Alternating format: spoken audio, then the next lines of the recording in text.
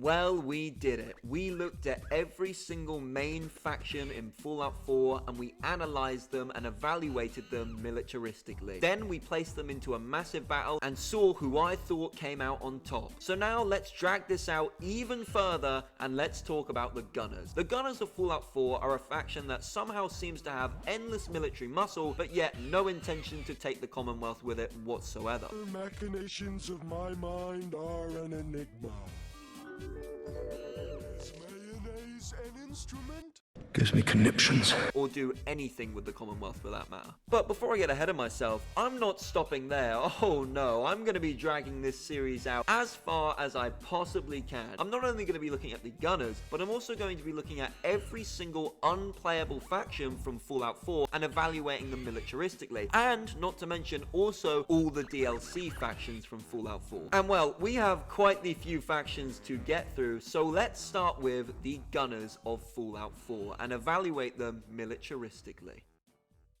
The Gunners are a faction which, to be quite honest with you, I think are strongly underutilized throughout Fallout 4. Out of all of the unquestable factions in Fallout 4's mainline game, the Gunners are the ones with the most amount of backstory. The Gunners are a large mercenary organization that hold up and take up much land within the Commonwealth. They seem to be rich in numbers, and at one point they were even the Minutemen's downfall. They were in the Commonwealth before the Railroad, Institute, or Brotherhood of Steel presence was even known of, and they seem to have so much cool lore elements about them spread throughout different places of the game.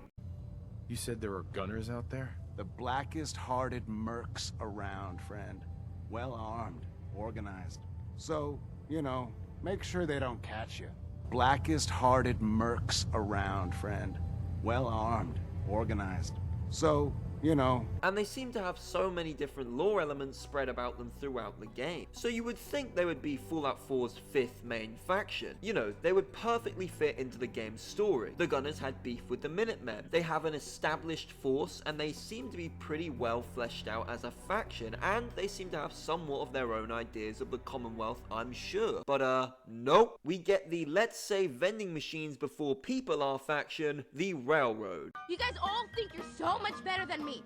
Oh, Meg, that is the least fancy thing I have ever heard. We get the Brotherhood of Steel, a faction that appears in nearly every single Fallout game. How dare I? How dare I? I'll say it. I don't care who. I don't care if Ghost Grandma's listening. Robots don't have souls. I said it. You know what? I said it, and frankly, I'm glad I said it. I'm glad someone said it. We get the Minutemen, a faction that expects the main character who knows nothing about Commonwealth way of life to single-handedly fix and rebuild their faction from 3 people. Oh, sorry. 2 people, my bad. Oh yes, and of course, we get a faction that is literally just evil because. Gentlemen, welcome to my underground lair. Let me go around the table and introduce everyone. Father. Father would make outrageous claims like he invented the question mark. Ah, yes, that's true. But oh well, at least there is a lot of stuff we can dive into and look at for the Gunners in terms of equipment and inventory. So let's first start off with equipment, inventory, and numbers. The Gunners in terms of weaponry have quite the arsenal, having what looks to be endless supplies of pistols, machine guns, long-range weapons, and even laser and gamma weapons, as well as of course rocket launchers. The Gunners are seen using 2 weapons the most though, these 2 weapons being the laser rifle and the combat rifle. The combat rifle does around 33 damage, is a mid-range weapon, and also has a magazine size of 20 rounds. The gun is worth 117 bottle caps. The laser rifle on the other hand does around 24 damage, which is of course slightly less, has a mag size of 30 rounds, and is worth 66 bottle caps. It's strange how close these guns are in terms of their stats, as the laser gun is also kind of a mid-range weapon, though is more statistically better in close range combat. combat. And it's a good idea for combat to have the laser weapons to be more close range, while the combat rifles are in the backfield of the fight, shooting down or across the battlefield onto the enemy. Now, one more thing that is very hard to find out was how many gunners there actually are in Fallout 4's Commonwealth. The gunners are seen in large groups around many different places in the Commonwealth, and I mean many different places, holding them up as their own. Some of the largest held places by the gunners includes the GNN Plaza, which some think there is their main base, with other people saying that their actual main base is the Quincy Ruins, both places sharing incredible numbers of gunners and being large fortified bases well protected. I think combining these two together, we can have about 150 gunners in these two bases alone. And in the smaller bases and settlements across the Commonwealth, there are around 15 to 20 gunners in each one. Now, having said that, if we look at all of the small outposts throughout the Commonwealth that the gunners own or have occupied, I would say there are around 125 gunners. Add on the gunners at Quincy and the GNN Plaza, I would say we have around 200 gunners. Then we need to add on all the gunners that aren't assigned to a particular outpost, but instead have set up fortifications around the ruins of the Commonwealth themselves. And I would say this brings our number up to around 400. Now sure, are there really 400 gunners in Fallout 4 that the player can kill? No, probably not. In the same sense that I don't believe there's actually 600 Brotherhood of Steel members that the player can actually engage with and kill. In the same sense that I don't believe there are around 500 Institute enemies that the player can kill. However, I think to be lore accurate, it makes sense around 400 gunners would be the number. Think about it, they've been around long enough to sustain and build their troops up, but aren't quite as large as the Brotherhood of Steel or Institute. And this number of course places the gunners in third place in terms of numbers to do with all of the mainline factions, just being beaten by the Brotherhood of Steel of course and the Minutemen. Well, and also the Institute, now that I think about it. So actually the gunners are in fourth place, only beating the Railroad, which now that I think about it isn't much of a fucking feat at all.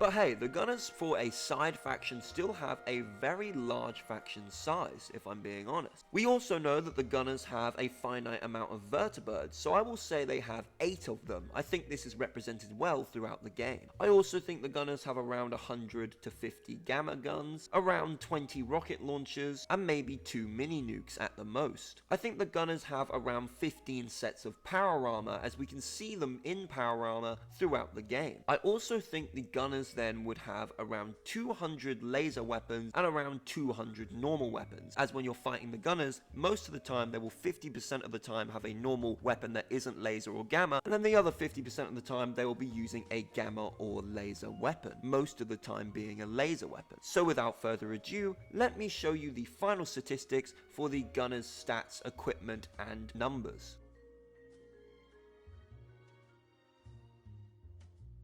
Okay, so in my opinion, there are 2 bases that the gunners hold in Fallout 4 that could be argued as their main base. The first one, and the more obvious one, being Quincy, because it has the most amount of gunners, and it also has the most amount of high-ranking gunners. So let's first start by talking about Quincy. Quincy is a small town located on the southern water border of the Commonwealth. This town is completely walled in, but does have many entrances through doors into the main town itself, made by the gunners themselves. Quincy is accessible from many angles, however is surrounded by nothing but swampland, so getting troops to the base will be very hard for an attack on the town. Also, the soldiers positioned on nearly every rooftop of the town protecting it in place from incoming attackers also makes it, of course, very difficult. This also helps as a way of ensuring anti-air defenses from a faction like the Brotherhood of Steel by having so many troops with rocket launchers on roofs, and even snipers of course. Quincy is a very well protected base. you could argue it's the best held base in the entire Commonwealth and in Fallout 4. Like I said before, it's at the very back end of the Commonwealth and it's completely surrounded by water. Then it's surrounded by broken up swampland, which of course makes for mobilizing troops to attack the gunners incredibly difficult. The small town is basically built and fortified and protected like a castle. And while, like I said before, there are many ways you can actually enter the settlement itself, they're all narrow paths that the gunners are heavily protecting, and actually going down one of them would probably what the gunners want so they can just gun you down. No pun intended. So funny. Not to mention, like I just said before, Quincy has a whole lot of roofs and a whole lot of gunners protecting these said roofs, shooting down on any incoming attackers. The base also has a huge fuck-off bridge, posted with some of the most high-ranking gunners in power armor protecting the settlement itself, and also the right side of the base's sea border, and some of the land too. A bridge is a great piece of fortification because it makes attacking the base that much more hard. The bridge itself can't really be destroyed because it's made out of iron and is very strong, and the gunners on the bridge are well-trained mercenaries. The settlement also has a hell of a lot of buildings that the gunners live in and strongly hold. So if you decide to engage the town, you'll have to individually clear out each building, including buildings such as the church, which can be very overwhelming for factions and cause some very difficult situations in close combat with the gunners. I mean, this place is literally built like a fortress, and I couldn't imagine any of the mainline factions having a very easy time taking this place down, with the gunners holding such tactical positions and having such great equipment here. Attacking this base, as far as I see it, would be extremely difficult. You have to get around the sea. If you want to mobilize a ground force, you then have to get through the swamp. You then have to make sure you're not shot by the gunners, not to mention that Quincy is kind of on a hill, so the gunners will be shooting down at your troops. If you want air forces in, you have to hope they're not blown out of the sky, and if you're on the ground, you have to hope that you're not sniped. Once you actually get to the base, you'll have to be funneled through small passageway doors that the gunners will likely be heavily protecting and guarding. Then once you're in the base itself, you'll have to clear not only the rooftops but also the bridge, and then go door to door clearing out the gunners inside this incredibly cramped space filled with close combat fighting. So you better hope your faction has a lot of shotgun troops. Sorry, Minutemen. So what do you plan on doing about the jet problem in our community? How about the settlement problem? Another settlement needs our help. I'll mark it on your map. So if I was only looking at Quincy, I would have to give it a 95% effectiveness rate. Probably the most effective base I have ever seen, actually. I mean, sure, it's easy to locate, but it's not easy to attack, and it's certainly not easy to push through or even airstrike or bomb or blow up or anything. The base is built like a fortress. But, of course, we're not just including this base as their main one. I have to look at the GNN Plaza too. So let's take a look at that, and then let's see if this affects their overall effectiveness rating. The GNN Plaza is located at the center bottom of the map, surrounded by literally nothing. It's basically in the middle of completely nowhere. The plaza has a river to the left of it and a swamp to the right of it, the same swamp that is from the plaza to Quincy. Other than that, it's completely isolated and just covered with open land. There's not really even a tree line. Now, if they were going for a hidden secret base, a base that was in plain sight but was so desolate from anything else, then I'd understand this decision, but they're clearly not going for that, as this base stands out like a lit up Christmas tree, as there are gunners boasting weapons such as rocket launchers on the roof of the building, turrets all around the building and protecting the premises, and even the gunner trademark colors and painted symbol on the base itself, clearly advertising to anyone going past the base, around the base, or who has seen the base that this is gunner territory, which is very odd to me, especially when you consider that the gunners' numbers at this base are fewer than you would think, considering it's their main base. So the question stands, why would they advertise this base so heavily when it can be attacked from the open from all sides? And it doesn't really have the swamp problem like Quincy. Troops and air forces can be mobilized very easily to attack this base from literally all directions. Take a faction like the Institute, for example. They would have a field day on the ground trying to take down the troops on the outside of this base. So it's strange to me that they boast this location so much, considering how open it is for an attack. Mind you, the inside of the base is where it massively improves. There are turrets, machine guns, enemies with guns absolutely everywhere, and it would be a nightmare for any faction to take on, to be honest. Just considering how well placed the troops are, how well armed they are, and how well armored they are. Not to mention the base actually boasts the leader of the gunners. The entire faction is in this base, so there's going to be some heavy and strong important troops protecting him, and of course him himself. So to be honest, this base isn't bad by any means, but it will be bringing the gunners' effectiveness score down on bases just a little bit. So I'm going to give them an effectiveness of 80% for this category. Now let's talk about the tactics that the gunners use to win their battles and fights. The gunners are a heavily militaristic focused faction. They take direct inspiration from the pre-war US Army soldiers, and what's that? They use armor? I can't believe it! A faction that actually uses armor instead of shitty uniforms and cloth and literally fucking bags? Holy shit!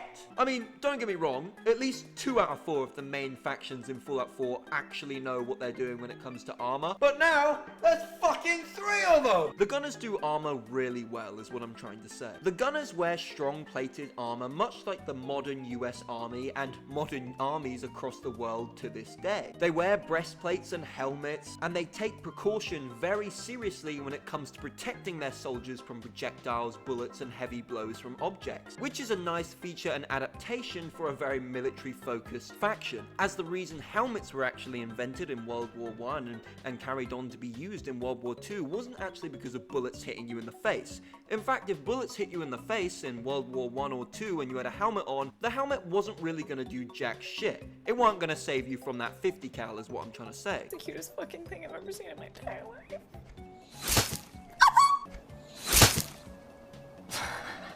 Helmets were actually invented during World War I, well, not invented, but really focused on to stop shrapnel cutting up soldiers' heads or blowing them to pieces. And it's nice to see the gunners have that in full focus as well. Except their helmets actually stop bullets, and often stop my fucking shotgun rounds to their face somehow.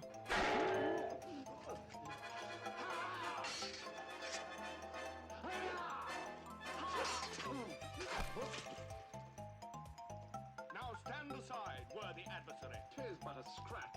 A scratch? Your arm's off. No, it isn't. Well, what's that then? I've heard worse. You lie. Come on, you pansy. Which is really good to see. The gunners use a really in-depth ranking system, one of the most in-depth out of all the factions in Fallout, but we'll talk more on that a bit later. But it is important for understanding how the gunners as a faction use their tactics now. Now, there are normally 2 types of gunner assignments that you as a gunner will get, the first being an attack job. You have to remember that the gunners at the end of the day, whether they're a faction or not, they're still a mercenary group. They work for a paid contract, not an actual idealism. If you're on one of these attack squads, you'll normally be in a squad of 6 to 12 gunners, and you'll be being sent to different locations around the Commonwealth that they will want as their positions, or they've been hired to take as gunner outposts. Men with shotguns and small range rifles and laser weapons will be on the front line of these squads, with snipers and more heavy weaponry in the back lines. These squads will also always be accompanied by a very high ranking officer or member of the gunners. They'll normally go room to room, much like a modern military, clearing them out, taking down targets, assessing their team, and then moving forward. A very regular process for a military. Nothing like the Brotherhood of Steel, which would just chuckle their men in and hope for the best. A much more controlled patrol and takedown of the enemy, but one that can often be quite slow and can get their men killed if they're not careful. The other type of assignment that the gunners will get will be holding locations or buildings for people around the Commonwealth. This, in my opinion, is where the gunners are at their best. They'll set up checkpoints, barriers, robots, and even turrets to help them defend locations and places around the Commonwealth. They'll have mid-range weapons up front, rifles, and then snipers and rocket launchers in the back ranges of their units. These tactics often work well, and to be honest, you can feel this in gameplay. Attacking the gunners feels very long-winded compared to other factions like the Super Mutants and Raiders. While you may find it easy to tear through the easier gunner units at the front of your assault, you'll find it very tricky tricky the further and further you push, fighting harder and harder higher ranked gunners with better equipment and more armor. Not to mention, the gunners use some strong ass robots to hold their locations. And they're the faction that actually uses robots, ironically, probably the best and most successfully. They ask you how you are, you just have to say that you're fine when you're not really fine, but you just can't get into it because they would never understand. As robots will be chucked in with a squad of gunners and they'll really throw you off target, really flinging you around the battlefield and allowing the gunners to take some good shots off at you. Any faction attacking the gunners will not only have to make their way through the close range gunners while being shot at by the snipers and the rocket launchers in the backfield of their lines, but they'll also have to make their way through some of the toughest and high-ranking gunners before they can say they've won the battle, fighting harder, more armored and more well-equipped and trained men as the battle goes on. I think factions like the Institute, Railroad, and even the Minutemen, ironically, even the Brotherhood to a degree, would struggle with this level of diplomacy. Now, when the gunners are on the attack, in my opinion, they do much worse off, as their lines and ranks can easily be mixed up in a big jumble. This of course makes the gunners an unorganized mess, leading to them being easy targets to take down and pick off by other factions. That being said, no matter what, the gunners do seem to work very well in close quarters, whether they're in an organized group or not. Whether this is a close quartered street or town or an actual building itself, the gunners are very well trained at pinning down enemies in close quarters and getting really close to their face. It helps as well, of course, that the gunners can take a lot of hits, so you might be giving everything you've got, but the gunners aren't actually taking much from you thanks to their armor, and then they can dish a hell of a lot out, especially if you're dealing with gunners with laser weapons, rocket launchers, or shotguns at close range. Now that I think about it, a rocket launcher at close range is kind of fucking stupid.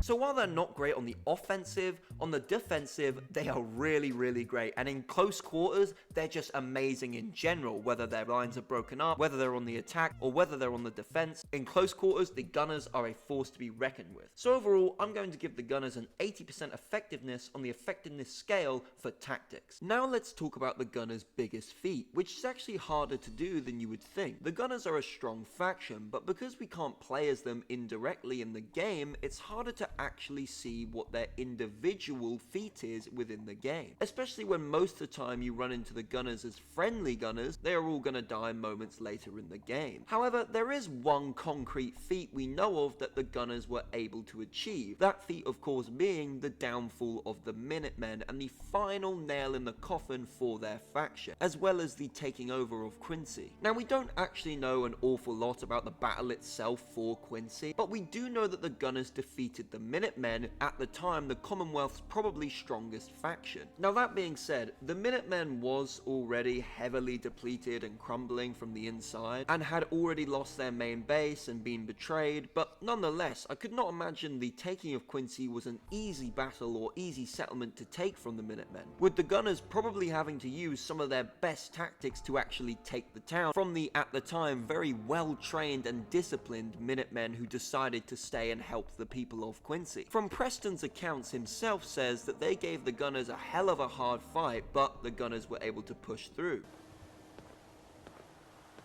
We gave the gunners a hell of a fight, but we never really stood a chance. There were just too many of them and too few of us. Whether this was because of the gunners' overwhelming numbers or very good tactics, we're unaware of. Or maybe it was just because of the lack of Minutemen actually at Quincy. We don't know, like I said. But nonetheless, not a huge feat, but still a very good one. We could also just mention the fact that the gunners have the most control over the Commonwealth and the most amount of outposts and settlements other than the Minutemen themselves within Fallout 4, which I think is definitely something worth talking about. The gunners' leadership is fully based on their rank and chain of command system. However, from most people's understanding and from the information I could gather, the leader of the gunners is a man named Captain Wes, who the player can actually find and kill in the GNN Plaza. From the understanding that I have, the captain does not fight often. That being said, he is certainly not afraid of a fight. He is heavily protected by many gunners, which tells me his stern and hard leadership works at gaining the gunners' respect. He makes all the major decisions for the faction, but does not actually go outside of the GNN Plaza himself, itself that often. However, in Quincy, there are 3 other gunner leaders who many of the gunners look up to as the main 3 leaders of the gunners, and certainly the main 3 leaders of Quincy and the outpost. Normally in every gunner outpost there is some sort of leader or multiple leaders so that the gunners know who to look up to for assignments, to report to,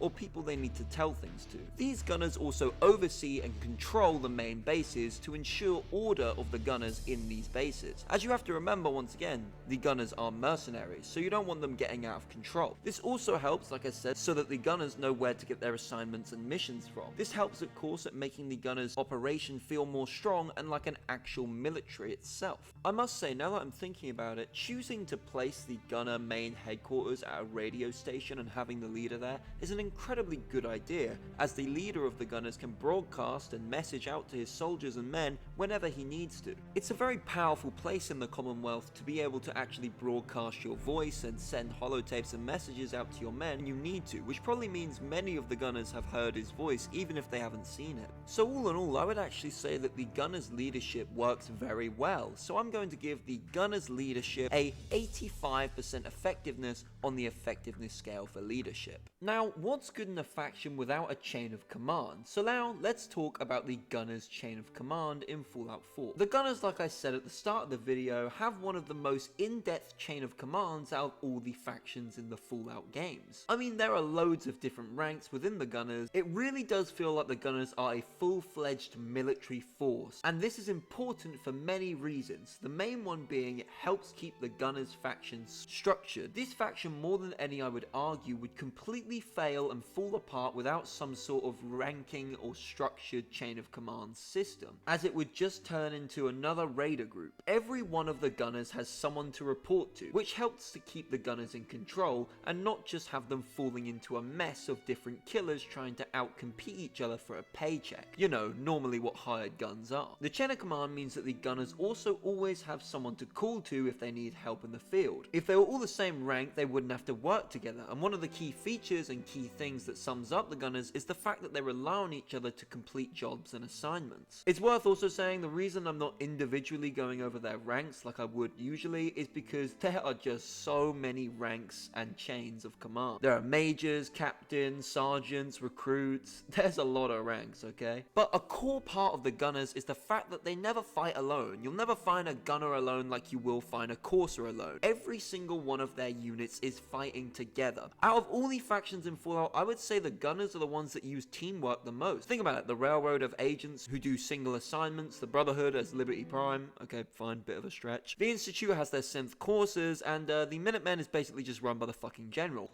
Another settlement has sent word that they need our help. I'll mark it on your map. Go find out what they need. You could use more settlements supporting our cause. You can't keep getting away with it! You can't keep getting away with it! But the gunners work as one massive cog, really like a proper military, all fighting together for their different assignments, tasks, and missions. And of course, you wouldn't be able to do this without their well-in-depth structured chain of command, which works extremely well for the lower ranks and for the higher ranks in the gunners. It helps them keep them stable, controlled, and fight better on the battlefield. So I'm going to give the gunners a 95% effectiveness rating for chain of command. Now, as usual, let's compare the gunners with one real-life military that I think they're most like. And this military for me was very easy to pick, to be honest. The gunners are much like the US Army, however not the modern US Army, no, the US Army in the 1940s. World War II to be precise. I mean, this is quite obvious in my opinion, considering that they're literally based off of Fallout's pre-war US Army, which in of itself is literally based off of the actual US Army that was set in World War II, just with a lot more further advanced technology. Now the gunners would not stand much of a chance against the real-life US modern military to this day, but they are very similar still in many ways. They both share a very in-depth ranking system to ensure stability in their army. They also operate using very similar tactics as each other, and they both also use armor. In conclusion, the gunners are a strong militaristic-like faction in Fallout 4. The gunners have a wide variety and range of different outposts across the Commonwealth, stretching their hand across Fallout 4's land. They hold these bases best defensively, of course, as that is where the gunners are at their best, holding outposts and bases with a defensive strategy in mind. The gunners can be easily picked off if they are not all in a group together defending a location in close quarters. If they're not, then they can be picked off easily. The gunners have some extremely incredibly advanced equipment, which includes vertibirds and great weaponry, and the gunners fight incredibly well in close range combat in buildings or defending locations, especially when they have money in mind. First of all, congratulations, Mr. Krabs. Hello, I like money. What inspired you to build a second Krusty Krab right next door to the original? Money! The gunners' chain of command is by far their best feat, and the thing that holds the gunners to well is because of their in-depth chain of command. And of course, not to mention, their very well loved and looked up to leader, who has his graph firmly around the gunners. So finally, here are the final statistics for the gunners.